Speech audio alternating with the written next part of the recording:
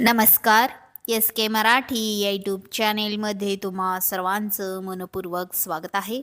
तर मित्रांनो, लाडक्या बहिणींना रक्षाबंधनाला 3,000 रुपये पुन्हा सामाजिक न्याय विभागाकडून निधी वर्ग, राज्य सरकारचा मोठा निर्णय. या संदर्भात सविस्तर अशी माहिती आपण या व्हिडिओच्या माध्यमातून जाणून घेणार आहोत. तत्पूर्वी जर तुम्ही चॅनेलवर नवीन असाल तर चॅनेलला लगेचच सबस्क्राईब करून घ्या. बघा तर मंडळी, लाडकी बहीण योजनेसाठी महायुती सरकारनं पुन्हा एकदा सामाजिक न्याय विभागाचा निधी वापरला आहे. महिला आणि बालविकास विभागाला सामाजिक न्याय विभागाकडून निधी वर्ग करण्यात आलाय.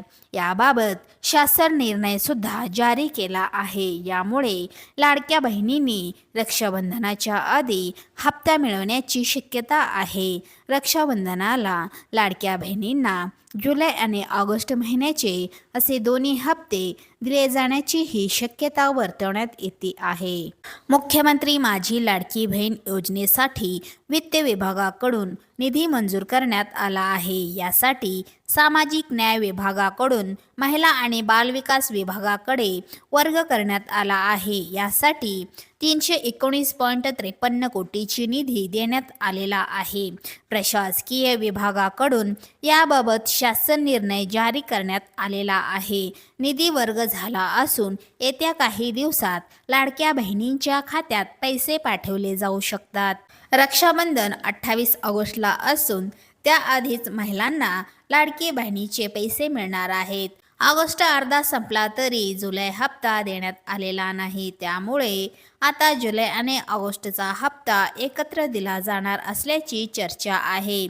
याबाबत महिला आणि बालविकास विभागातील वरिष्ठ अधिकाऱ्यांनी दोन्ही हप्त्याचा लाभ एकत्र मिळेल असं म्हटलेलं आहे. फेब्रुवारी 2025 पासून लाडक्या बहिणीच्या लाभार्थ्यांची पडताळणी सुरू झालेली आहे. त्यानंतर अपात्र महिलांचा लाभ बंद केला गेला, तर मात्र ठरलेल्या महिलांना 10 ते 15 तारखेच्या आत महिलांना लाडकी बहीण योजनेचा लाभ देण्याचं नियोजन करण्यात येतंय असं अधिकाऱ्यांनी सांगितलेलं आहे. महिला आणि बालविकास विभागाकडून राज्यात लाडकी बहिणीच्या लाभार्थी महिलांची पडताळणी केली गेली.